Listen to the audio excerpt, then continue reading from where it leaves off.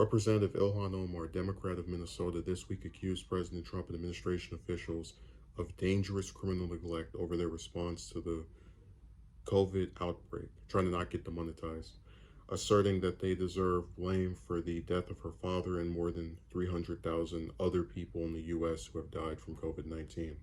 Omar, a vocal critic of Trump, like every single other Democrat, appeared on MSNBC on Thursday and reflected on the June death of her father from COVID complications, putting blame directly on the president for his handling of the pandemic. She said that officials should investigate and prosecute the people responsible. My dad was in Kenya. He came back into the United States when COVID hit because he thought he was going to be safe here, Omar began. And I know that my father and over 300,000 people have lost their lives to COVID because of dangerous criminal neglect by Trump and his administration. The Democratic Congresswoman went on to say she agrees with House Majority Whip James Clyburn, Democrat of South Carolina, that it is not enough just for us to issue subpoenas. We have to investigate and prosecute these people who are responsible for these reckless deaths. So, on the one hand, I agree that Trump's response to COVID could have been better, much better.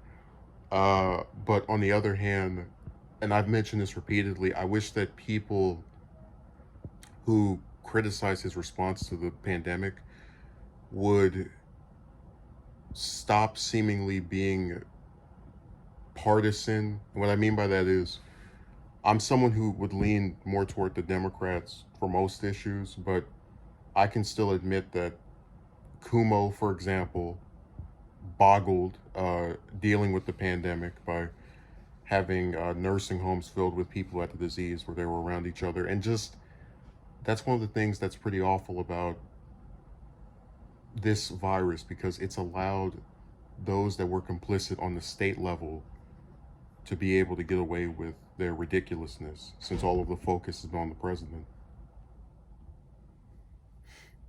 Let me see what Clyburn said. He told MSNBC's Chuck Todd the federal response to the pandemic may require a commission similar to the one that investigated the lead up to the 9/11 terrorist attacks.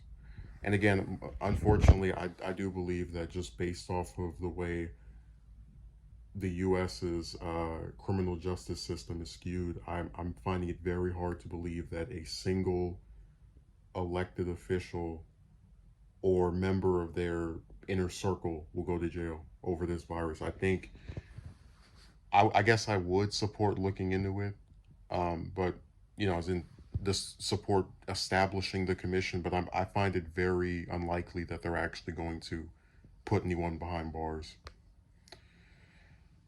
We're just going to have more people die and no one is held responsible.